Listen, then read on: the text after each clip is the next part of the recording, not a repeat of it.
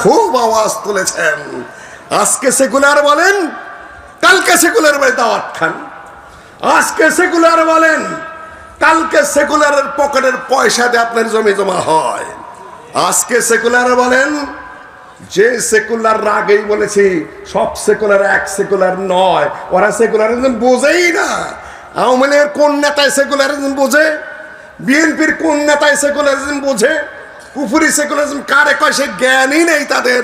আর আপনি আলতু ফালতু গালি দিয়ে যাচ্ছেন। একদিকে আমার বিরুদ্ধে অভিযোগ চালিয়ে দিয়েছেন, মহা অভিযোগ। আমি বলতে চাইনি এগুলা, ছেলেরা বলে স্যার অতিষ্ঠ করে ফেলেছে। দু একটা কথা বলতেই হবে। সেকুলার ডক্টর ইউনূস ইসলামী আন্দোলনের একজন খলিফাতুল মুসলিমিন নাকি? কি তুমি গেলা কেন ওখানে? তুমি কি মানুষকে পাগল পেয়েছ? তোমার চেয়ে ট্যালেন্টেড ছাত্রগুলোকে পড়ায়, যাওয়ার সাথে সাথে এখন ডিপার্টমেন্টের চেয়ারম্যান পড়ায় 3 জন আমার ছাত্র। ব্যাগ হাতে দাঁড়িয়ে থাকে রাস্তায়, স্যার আসতেছে। সম্মানিত উপস্থিতি, এগুলা আদব, এগুলা আখলাক, এগুলা হায়া, এগুলা শরম, এগুলা লজ্জা, এগুলা বাবার শিখাতে হয়, পরিবারের শিখাতে হয়। ইন্নামাল উমামু বিল আখলাকি ফাইনহুম যাহাবাত আখলাকুহুম যাহাবু। নিজেই চিৎকার করে তুমি বলা বলে করছো আমি হতে পারি রিক্সাওয়ালার পোলা, তাই বলে কি আমি প্রতিনিধি হতে পারি না? আমি তুমি রিক্সাওয়ালার পোলা এটা তো আমি বলি নাই। আমি বলেছি আলেমের ঘরের আলেম, নিজের পরিচয় নিজে তুলে ধরেছ। শুকরের রাখালের আদব আছে, কুকুর যারা বলে তাদের সম্মান বোধ আছে, লজ্জাবোধ আছে, সিনিয়রিটি জুনিয়রিটি জ্ঞান আছে, আদব আখলাক আছে, হায়া শরম আছে। কোথায় তোমাদের লজ্জা শরম আদব আখলাক? হায়া শরম কোথায়? সম্মানিত উপস্থিতি, জাতি গঠন ভাবে হয় না, তবে জাতি গঠিত হচ্ছে তা আমরা জানি। আমাদের চোখের আড়ালে সভ্যানি গড়ে উঠছে, লেখাপড়া করে উন্নত শিক্ষা নিয়ে, উন্নত আদব আখলাক নিয়ে বাংলাদেশ আহলে ছাত্র সমাজ গড়ে উঠছে।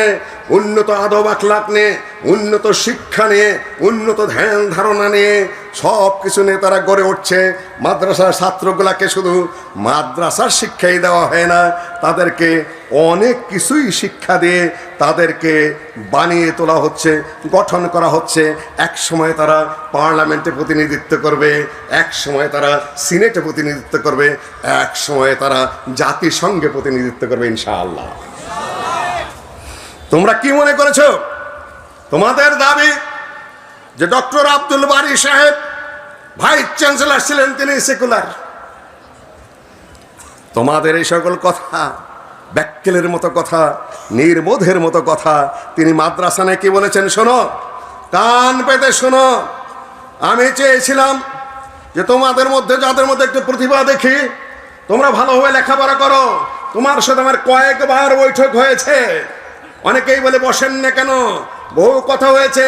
আমি বলেছি তুমি পিএইচডি করো, আমি বলেছি তুমি মাস্টার্স কমপ্লিট করো, আমি বলেছি তুমি 10 বছর ডিগ্রি নাও, আরো উপরে উঠো। প্রকাশ্য ময়দানে বলেছি বাপের পথে মাদ্রাসা তোমার বাবা এবং তোমার ভাইয়েরা চালাক, তুমি উপরে আসো। উন্নত শিক্ষার দরকার, আমাদের প্রতিভার দরকার। দেখেছেন আপনার ভিডিও, আমাকে বানিয়ে ফেলেছে শত্রুপক্ষ। ভালো পরামর্শ আমি কম দেই নেই তোমাকে জীবনে। সম্মানিত উপস্থিতি, কাজে আমি আমার অধিকার নিয়ে কথা বলছি। আহলেদের মধ্যে যে ছেলের মধ্যে সামান্য প্রতিভা দেখি, তাকে আমি টেনে তোলার চেষ্টা করি আমার সাধ্য অনুযায়ী। মুজাফফর কিছু স্বীকার করে, দুবাই গেছে মুজাফফর, সিনিয়ররা ওকে জায়গা দিতে চায় না, হ্যাঁ দুধ করে। আমি আস্তে করে বসে ওকে কম প্রশ্ন করি, যাতে খাপ খাওয়ায় নেই। শেষ পর্যন্ত ওর কোটটা আমি গায়ে দিলাম, আমাকে বুঝতে দেই নাই, যাতে ওরা বুঝে নেয় যে তার সাথে আমার সম্পর্কটা কি। এই তাবলিগ ইজতেমায় তো ওকে কোনোদিন বক্তৃতা করতে দিতে চায় না, বলে না বক্তৃতাও করবে। গ্রামের কয়েকটা সবাই তো হইতে আলোচনা করলো উত্তর এলাকায়, না তুমি বক্তৃতা করো। আস্তে আস্তে এই পর্যন্ত তো আসতে পেরেছে। না হলেও হতো না, আমি তা বলছি না, কিন্তু যার মধ্যে সামান্য প্রতিভা দেখি তাকে এই চিন্তা করি যে আমার কওমের ছেলে, সে একটু আগে আসুক। জামাইয়ের দাঁতের মধ্যে শুধু ময়লা, দাঁত মাজে না, শাশুড়ি দেখে বড় ঘৃণা করে, গন্ধ আসে। শাশুড়ি বলেছে, বাবা চাইরা না পয়সা দেয়, বলেছে বাজারে কুশাল পাওয়া যায়। আপনারা এখানে কি বলে, আখ বলে নাকি? আখ বলে যে বাজারে যে একটা আখ খাবা, মানে আখের গুতায় গুতায় তাঁতের ময়লাটা ওঠে। জামাই চাইরা না পয়সা নিয়ে যায়, বাজারে যায় গাপ কিনা খেয়েছে। তাহলে দাঁতের অবস্থাটা কি হবে? আমি বললাম কি আর তুমি করলা কি, তাই বলো? সম্মানিত উপস্থিতি, আমি চাইলাম তোমার দাঁতটা একটু পরিষ্কার হোক, আর তুমি গাপ গু খাইয়া আরো সর্বনাশ করলা। সম্মানিত উপস্থিতি, শোনো, আমাদের মাদ্রাসাগুলো কি ধরনের হবে? একদল কর্মী তৈরির প্রশিক্ষণ কেন্দ্র হিসাবে। ডক্টর আব্দুল বারীর ভাষা, তুমি তাকে বলছো সেকুলার? মাদ্রাসা শুধু পড়ার জন্য নয়, বহু জ্ঞানে গুণে সাহসে কর্মী শিক্ষার জায়গা এটা। আরো তুমি দেখো, আর দেশে প্রচলিত আদর্শহীন, ধর্ম নিরপেক্ষ, বরং ধর্ম বিরোধী শিক্ষা ব্যবস্থা এই পরিবেশকে আরো অসুস্থ করে তুলেছে। কার ভাষা? ডক্টর আব্দুল বারী স্যারের ভাষা। ধর্ম বিজ্ঞান প্রগতি, তার দাওয়ার বই পড়ে দেখো, ওমাল্লাম ইয়াহকুম বিমা আনজালাল্লাহ ফাউলাইকা হুমুল কাফিরুন উলাইকা হুমুল ফাসিকুন উলাইকা হুমুজ জালিমুন। এই আয়াতের ব্যাখ্যা করতে গিয়ে তিনি ইংরেজদের একটা কথা নিয়ে এসছেন, it makes no difference whether those who prevent the performance of Islamic systems and Islamic rites are in fields in practice and in personal life and practice, or infidel in name but, or Muslim in name but infidel in their infidels in their practical life. যারা এই পৃথিবীর বুকে মুসলিম হওয়া সত্ত্বেও রাষ্ট্রীয় ক্ষমতা পেয়ে Islamic বিধিবিধান বাস্তবায়ন করে না, তারা হয় নামে কামে উভয় দিক থেকে নাস্তিক, না হলে নামে মুসলিম কামে নাস্তিক। কার কথা? কার কথা? তুমি কাদের বিরুদ্ধে মুখ চালাও? চামড়ার মুখ থাকলে এই কথা বলতে হয় না। তোমরা যদি পড়াশোনা করতে, লেখাপড়া করতে, অকাল পক্ষ না হতে, তাহলে মুখ সামলে গুরুজনের ব্যাপারে কথাবার্তা বলতে। আমি বলি এই যে সম্ভাবনা শেষ হয়ে গেছে, আমি বলবো সম্ভাবনার শুরু, ফিরে আসার যথেষ্ট সময় রয়েছে। সম্মানিত উপস্থিতি, আহলুল হাদিস, আহলুল হাদিস ব্যাপারে আমরা বলতে চাই, এবং সেটাই বাস্তবতা। সাহাবাদের জামাত, তাবেঈদের জামাত, তাবেঈদের জামাত, মুহাদ্দিসিনদের জামাত, মুজাহিদদের জামাত, আব্দুল্লাহ ইবনে মুবারক রাহিমাহুল্লাহ 1 বছর যেতেন যুদ্ধে, আর 1 বছর যেতেন হজে। এখানে আবার কিছু সালাফিয়তের পেশ লাগানো আছে। সালাফি মানে কি? সালাফি মানে রাজনীতি করা যাবে না। আবু বকর রাদিয়াল্লাহু তাআলা সালাফি?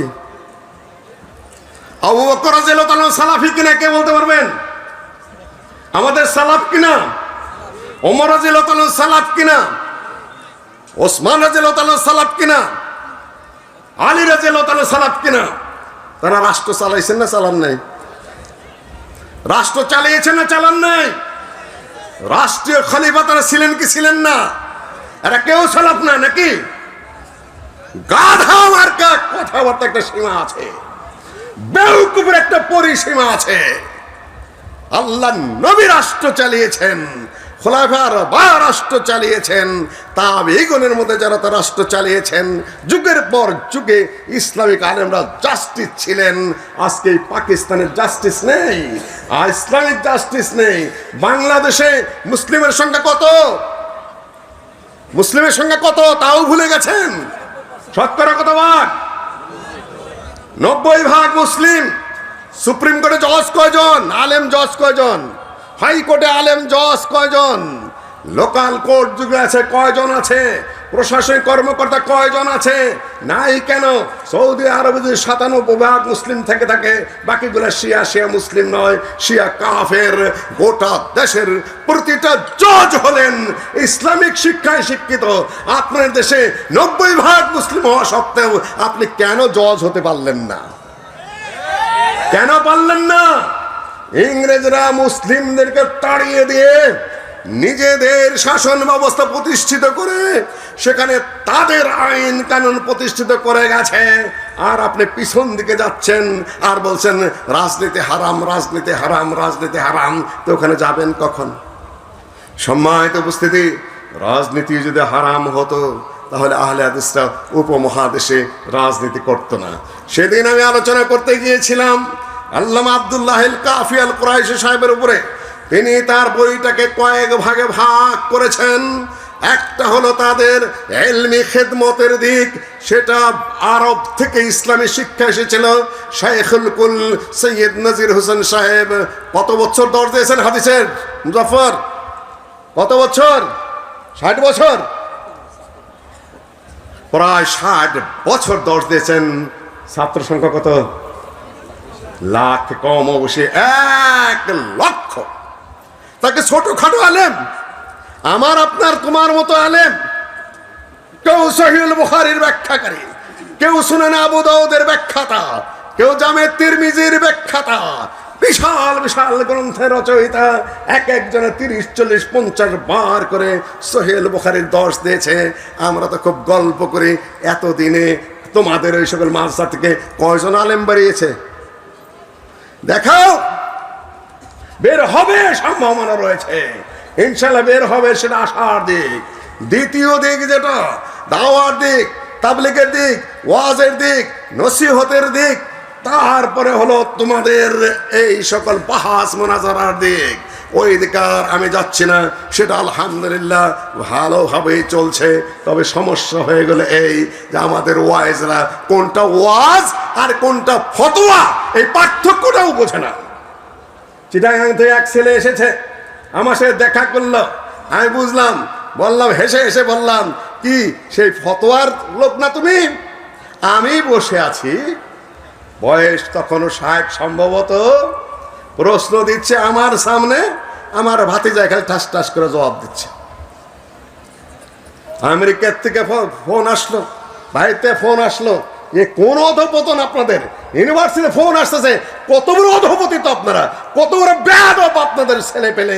আপনার মতো একজন বয়স্ক মনে একটা বেশি আছেন, বাচ্চা ছেলে ওখানে আপনার সামনে জবাব দিয়ে যাচ্ছে। মানে বেয়াদব তো একদিনে তৈরি হয় না, সময়ের প্রয়োজন আছে। শেখ বিন বাজের উপস্থিতিতে আল্লামা উসাইমিন ফতোয়া দেয় না। আমরা শেখ বিন বাজও না, আল্লামা উসাইমিনও না। তারপর আমাদের সিনিয়র জুনিয়র ডান বামে কে আছে আমরা লক্ষ্য করি। আজকে দেখতেছি একখান আধখান, তারপর আরো কদু মধু সাধুদের কাছে আপনারা প্রশ্ন করছেন। হারাম এই সকল প্রশ্ন করা, হারাম এই সকল উত্তর দেওয়া। ফতোয়া মুফতিরা দেবে, যিনি জানেন তিনি প্রশ্ন উত্তর দেবেন। ওয়াজ মাহফিল আর ফতোয়া একাকার করে ফেলেছেন। 3 নম্বর ভাগ করেছেন। 3 নম্বর ভাগ হলো জেহাদি দিক এবং রাজনৈতিক দিক। বই ভরপুর। আল্লামা ডক্টর আব্দুল বারিও সেটা উল্লেখ করেছেন। তিনি ভাইস চ্যান্সেলর ছিলেন, গ্র্যান্ডস কমিশনের চেয়ারম্যান ছিলেন বলেন, ইসলামিক রাজনীতি থেকে তিনি মুখ ফিরিয়ে নিয়েছিলেন। এটা অত্যন্ত বাজে কথা। এই বই 1976 সালে লেখা। তিনি তার বক্তব্যে বলছেন, এখন আমাদের হাতে একটা সুযোগ এসেছে।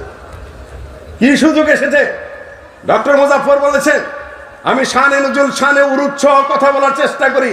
কোন প্রেক্ষাপটে ডক্টর আব্দুল বারী সাহেব কি বলেছেন, কোন প্রেক্ষাপটে আরো বলে যাই, সেদিন বলিনি। আহলে হাদিস আন্দোলনে কাফি সাহেবের অবদান, 2টা ভাষণের মধ্যে একটি বক্তব্যে 15 বার আর একটি বক্তব্যে 35 বার, মোট 50 বার তিনি আহলে হাদিস আন্দোলন বলেছেন। আন্দোলন মানে কি, কোন প্রেক্ষাপটে বলেছেন সেটা এখন বলার সুযোগ নাই, আমি ছাত্রদের যুবকদের সেমিনারে বলবো। সম্মানিত উপস্থিতি, 76 সালে এমন কি ঘটনা ঘটলো যে প্রফেসর ডক্টর আব্দুল বারী স্যার বললেন, এখন একটা সুযোগ এসেছে, হয়তো এরপরে আর সুযোগ আসবে না, আসবে কিনা বলতে পারবো না। আর আসেনি, এখন একটা সুযোগের সৃষ্টি হয়েছে। একটা সুযোগের সৃষ্টি হয়েছে। 16 বছরের জগদ্দল পাথর। হয়তো বলতে পারে না, আহলে হাদিসরা তো একটুই ছিল, আহলে হাদিসরা রাজনীতি করে না বলেই শান্তিতে ছিল। খালি যদি মাঠে একদিন নামতেন, দেখতেন পিছিয়ে ফেলতো, কাউকেই ছাড় দিত না, দেওয়ার মতো নয়। এর আগের সরকার কি করেছে? আদাসের উপর নির্যাতন গেছে কি যায় নাই? আমি বলেছিলাম বংশালে এইটা কেউ পছন্দ করে না, বিবি সাহেব পছন্দ করে না। আমি বলি আমার প্রেক্ষাপটে আমি আমার ভাব মতো উপস্থাপন করে ঘরের সমন্বয়ক আছে, কমনওয়েলথ সম্মেলনে গিয়ে এই পোশাক নিয়ে এসেছে, এই যেটা এটা পরেছি, এটা সুন্নত কিছুই না, এটা হলো ফ্যাশন। সম্মানিত আবার তাই বলে কালকে আবার ট্রোল করা শুরু করবে, বসে আছে চামচা চুমচা কয়েকজন বলে পালে 5 বছর আগে শুনেছি। এত ছোট মানুষ না, মুখ খারাপ করতে চাইনি আমি, তবে বেয়াদবকে একটু স্তব্ধ করতেই হয়, ওরা সাহস পায় না। সম্মানিত উপস্থিতি, ঘরে সমন্বয়ক রয়েছে, এটা বলে এই প্রেক্ষাপটে 2 নম্বর কথাই ওই ডক্টর মুজাফফর হাটে হাড়ি ভেঙে দিয়েছে। প্রথম খুব রাগারাগি হয়েছে ঘরে এই নিয়ে যে উপদেশে সমন্বয়কদের গুরু বলা হয়, আবার উপদেশটাও। এটা বলে যেটা বলতে চাই সেটা হলো আমার সামনে কথা একটু সাবধানে বলতে হবে। এর আগের সরকারের আমলেও আমরা সুখে ছিলাম না। ডক্টর আসাদুল্লাহ আল গালেব, তারপরে আব্দুল সামাদ সালাফি শেখ, তারপরে 45 থেকে 46 জন মানুষকে জেলে কে ঢুকিয়েছিল? কোন কথা জবাব চাই না, আমি শুধু খেয়াল করে দিতে চাই, আমরা ক্ষমা করে দিতে পারি কিন্তু ভুলে যেতে পারি না। এই জন্য ওই সময় আমি বলি শানে নজরুল এইটা, তোমরা হয়তো বলবা যে আমি বোধহয় অহংকার করে কথা বলতে, না না, লক্ষ্য ওটা না, লক্ষ্য এইটাই, ডাইনও আছে বামেও আছে, মাঝখান থেকে কথা বলছি। তুমি কথা বলতে মসজিদের সামনে একটু সাবধানে বলবা। খালি মাথায় টুপি দেখেন দাঁড়াই নাই, কি কারণে তারা জেলে গেল, কি কারণে হালাসের বইগুলো পুড়ে ফেলতে হলো, কি কারণে সারা দেশে আমিন রফল এদেন বন্ধ হয়ে গেল, কারা করেছিল? সামনে খুব সুখকর কিছু আমি লক্ষ্য করছি না। তবে এখন সুযোগটা কিসের সৃষ্টি হয়েছে? সুযোগ সৃষ্টি হয়েছে কথা বলা।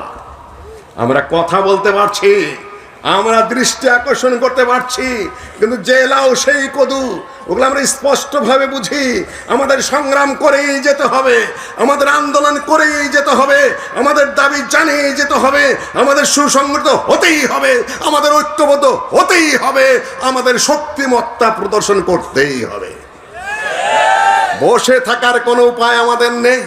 যেটা প্রথম দিকে আমরা যেটা সম্মেলন করার একটা প্রস্তুতি নিয়েছি, সেটা হলো 10 লক্ষ লোক যদি হয় কমপক্ষে, ওইটা আমরা একটু করার চেষ্টা করব। ডক্টর মুজাফফর আমার কানে কানে আগে দিয়েছিল, আমি ওটাকে ভালোভাবে গ্রহণ করেছি, জমিয়তের কানে তার পড়ে গেছে। এখন একটি আয়োজন করতে হবে, কোনো সরকার পতনের জন্য নয়, কোনো সে ক্ষমতাও নেই আমাদের, তবে আমাদের উপস্থিতিটা এখনো পর্যন্ত আমাদেরকে রাজনৈতিকভাবে ধর্মীয়ভাবে কোনো দিক থেকেই কাউন্ট করা হচ্ছে না। আপনারা জানেন কিনা সেটা বুঝতে পারছেন? আপনারা এখনো মনে করছেন যে 10-20 হাজার মানুষ একত্রিত করে স্লোগান দিয়ে মনে করছেন যে তারাই ক্ষমতায় চলে যাবেন। কেউ কেউ মনে করছেন বিশ্ববিদ্যালয়ের 2-4টি পোস্ট পজিশন আমরা নিয়েছি, 2-4টা চেয়ারম্যান, 2-4টা প্রতিষ্ঠানের ক্ষমতা আমরা নিয়েছি, 2-4টা ইমাম চেঞ্জ করেছি। দেশ তো আমাদেরই, দেশ তাদের না আপনাদের। তাদের ভোটের মাঠে আসলে কোথায় আসতে হবে? কোথায় আসতে হবে? 4 কোটি আহলের কাছে আসতে হবে। এই মাঠে 2 আঙ্গুল তুলে পরিষ্কার করে বলে দিচ্ছি, যারা আহলে হাদিসের একটা মানুষের গায়ে হাত দিয়েছে, ক্ষমা চাওয়ার আগ পর্যন্ত, সমঝোতায় আসার আগ পর্যন্ত, মাথা নত করার আগ পর্যন্ত একটি ভোট আহলে হাদিস কাউকে দেবে না। আমি আবার বলে দিচ্ছি, সারা দেশে ঘোষণা দিয়ে দিচ্ছি, এক ভোটও কারো কোথাও যাবে না। কেউ বেঈমানি করবেন না, কওমের সাথে বেঈমানি করবেন না, কওমের সাথে বেঈমানি করবেন না, ফাঁক দিয়ে গিয়ে অন্যের সাথে হাত মিলাবেন না।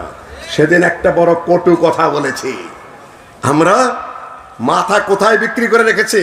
প্রফেসর প্রফেসরনি, মাস্টার মাস্টারনি, শিক্ষক শিক্ষয়িত্রী ইত্যাদি ইত্যাদি যারা আছে, তারা জমিয়ত আহলে হাদিসের মঞ্চের আগে আগে বসে, কিন্তু মাথাটা কোথায়? মাথা ব্রেন বর্গা দিয়ে আসছে আরেক জায়গায়। কথা বড় কঠিন কিন্তু বাস্তব সত্য। আমাদের ছেলেরা কোথায়? সব অন্য দলে, অন্য পার্টিতে।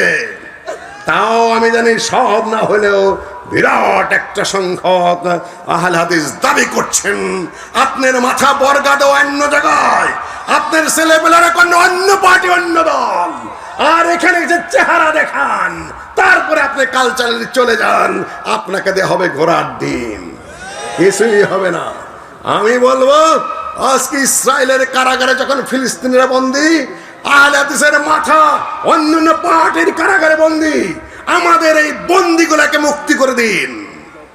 কথা বোঝেননি এখন? আমার বোঝেননি এখনো?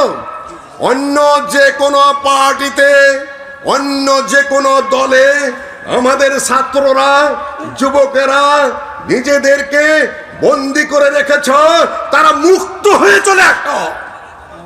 এই মুহূর্তে আমাদের নেতৃবৃন্দ যারা এখনো পর্যন্ত অন্য দল, অন্য পার্টি, অন্য চিন্তায় নিজেদেরকে বন্দী করে রেখেছেন, তারা এই মুহূর্তে ফিরে আসুন। লাস্ট কথা, আমাদের ভবিষ্যৎ সম্ভাবনা কি? সম্ভাবনা একটা দলেরই আছে। সেদিন পিনাকি ভট্টাচার্য বলেছেন, ফ্রান্স থেকে একটা আন্দোলন কায়েম করতে গেলে তার ইতিহাস লাগে, একটা আন্দোলন কায়েম করতে গেলে তার অতীত লাগে, একটা আন্দোলন কায়েম করতে গেলে তার কিছু হিস্ট্রিক্যাল ডকুমেন্ট লাগে, একটা আন্দোলন কায়েম করতে গেলে তাদের সামাজিক কিছু ভিত্তি লাগে। আপনাদের সেই ভিত্তি আছে কিনা? বোঝেননি এখনো? আমি জানি যে বুঝবেন না, তারপরে এখন অনেকেই বোঝে। আমি আবার বলি, 2 মিনিট সময় দাও মাত্র। একটা পিনাকি ভট্টাচার্যের বক্তব্য অনেক আহলে হাদিসের পক্ষে বলছেন, লোকটা সত্য কথা বলেছে। বাংলাদেশের সমাজ, ইতিহাস, রাষ্ট্র অনেক কিছু ঘটেছে, আহলে হাদিসের পক্ষে অনেক বক্তব্য দিচ্ছে। একটা সামাজিক আন্দোলনের জন্য তাদের ইতিহাস লাগে, তাদের ঐতিহ্য লাগে, তাদের রক্ত দেওয়া লাগে, তাদের সোশিয়াল কিছু ভিত্তি থাকতে হয়, শিক্ষাগত যোগ্যতা থাকতে হয়। তা কার আছে বলেন? কে বলতে পারবেন? কে বলতে পারবেন? ইংরেজদের বিরুদ্ধে যুদ্ধ কে করেছে? সম্পদ বাজেয়াপ্ত কাদের হয়েছে? ফাঁসির কাস্টে কাদেরকে ঝুলানো হয়েছে? আন্দামান দ্বীপপুঞ্জে কাদেরকে পাঠানো হয়েছে? আপনারা কিছুই খেয়াল করতে পারতেছেন না। এই দেশের স্বাধীনতা আন্দোলনের মূল ভিত্তির ইতিহাস আহলে হাদিসদের রয়েছে। ওরা এটা স্বীকার করতে চায় না। ওরা বলে ওয়াদ্দেদার। তার আরেকটা মহিলা কি যেন, মাস্টারদা সূর্য সেন, ইউনিভার্সিটিতে ওই অজানা ডার্ক হর্সদেরকে তারা উল্লেখ করে বেড়ায়। কিন্তু আমাদের ইতিহাস যেটা, সেটা আহলে হাদিসের 2 পলিটিক্যাল হিস্ট্রি। আপনি যদি 1900 সাল থেকে তার আগে থেকে শুরু করেন, মুসলিম লীগের দায়িত্ব বলেন, কৃষক প্রজা পার্টির দায়িত্ব বলেন, পত্রিকার সম্পাদনা বলেন, আল্লামা আব্দুল্লাহ আল কাফি, আব্দুল্লাহ আল বাকি, মৌলানা আকরম খাঁ প্রত্যেকটি রাজনৈতিক দলের সাথে সম্পৃক্ত ছিলেন। আমার আরেক ভাতিজা অত্যন্ত ভদ্র ছেলে, আমি তাকে নিয়ে এখনো কথা বলবো না। তোমার এত দ্রুত কথা বলা ঠিক হয়নি।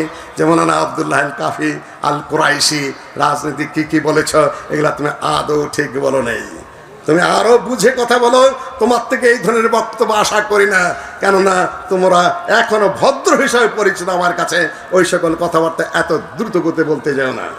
3 নম্বর, এই দেশের এলমি সনদ, লেখাপড়ার দিক থেকে আহলে হাদিস এগিয়ে আছে, যেটা আগেই বলেছি। সব দিক থেকে এই দেশে যদি একটি আন্দোলন, সহি আন্দোলন, সঠিক আন্দোলন, ন্যায়নীতির আন্দোলন, উন্নত মানের সমাজ গঠনের আন্দোলন, সহি রাজনৈতিক আন্দোলন যদি গড়ে তুলতে হয়, কারা পারবে? জোরে বলুন, কারা পারবে? এটাই আজকের আমার লাস্ট বক্তব্য। আগেও দেখেছি, কিছুদিন আগে দেখেছি, বর্তমানে দেখছি 2-4টা পোস্ট পজিশন যে ধরনের কারাকারি, যে ধরনের চাই চাই চাই চাই কামড়া কামড়ি শুরু হয়েছে। তার মতো কামড়া কামড়ি সেটা আমি বলবো না। ওই কামড়া কামড়ির মানসিকতা দেয়া, আপনি ইসলাম কায়েম করবেন, ন্যায় নীতি কায়েম করবেন, ইসলাম বাদী দিলাম, স্বাভাবিক সমাজের ন্যায় কায়েম করবেন, এটা অসম্ভব ব্যাপার, সম্ভব নয়। সেখানে আহলে হাদিসদেরকে আসতে হবে। আমি কয়েকটা কটু কথা বলেছি আমাদের ছেলেদেরকে, তোমরা ভুল বুঝেছ, কাছে আসো, এবং বোঝার চেষ্টা করো, শোনার চেষ্টা করো, কালকের থেকে যেন এই সকল ট্রল মরল কিছু না হয়। আরেকটা কথা বলি, এই ট্রল করা আহলে হাদিসের স্বার্থে নয়, সালাফিয়তের স্বার্থে নয়। শিয়ারা বলে আমরা আলীর ভক্ত, মুআবিয়ার দুশমন। আহলে সুন্নাহরা বলে যে এটা হব্বি ইসলামও নয়, হব্বি আলীও নয়, বাগাওয়াতে মুআবিয়াও নয়, এটা হলো আদাওয়াত ইসলাম, এটা হলো ইসলামের দুশমনি। কি লাভ হচ্ছে ট্রল করে? তোমার বাপ দাদা আলেম ওলামাদের ট্রল করে ইসলামের খেদমত করছো, না সালাফিয়তের খেদমত করছো, না আহলে হাদিসের খেদমত করছো, শয়তান ইবলিসের খেদমত করছো, বেয়াদবির খেদমত করছো শুধুমাত্র। কেউ না, আপনারা থেকে অনুসন্ধান করে বের করুন। ছেলেদেরকে বলে দিলাম, তোমরা খুঁজে বের করো এই সকল শয়তান বদমাশগুলো কারা, খুঁজে খুঁজে বের করে এদেরকে স্টপ করো। তবে গায়ে হাত দেবে না, বন্ধ আমিও করতে জানি, আমি মুহূর্তের মধ্যে আটকাইতে জানি, আল্লাহর রহমতে নাদাচনা বের করে ছাড়তে জানি, কিন্তু আমি ওই পথে আগাবো না। আজকে আঙ্গুল তুলে বলে গেলাম, কালকের থেকে যদি শয়তানি করো আমি কিন্তু তোমার ঘাড় ধরতে জানি, ঘাড় ধরতে জানি। আমি শুধু সহ্য করে যাচ্ছি। বেয়াদবি বদমাইশি বন্ধ করো সবাই, দিনের জন্য কাজ করো, সালাফিয়তের জন্য কাজ করো, আদমের জন্য কাজ করো, উন্নত চরিত্রের জন্য কাজ করো, জাতি গঠনের জন্য কাজ করো। ইনশাআল্লাহ আমাদের সবাইকে আল্লাহ রহম করবেন। সামনের বাংলাদেশ ইনশাআল্লাহ সুসংগঠিতভাবে আহলে হাদিসের হাতে এই দেশে ইসলামের পূর্ণাঙ্গ প্রতিষ্ঠা করবে।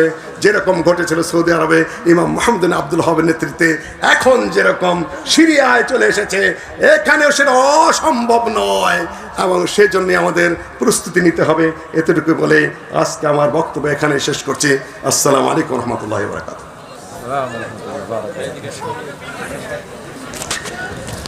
সম্মানিত ভাতৃমণ্ডলী, এই সীমান্ত এক্সপ্রেসকে আমাকেই থামাতে হয়,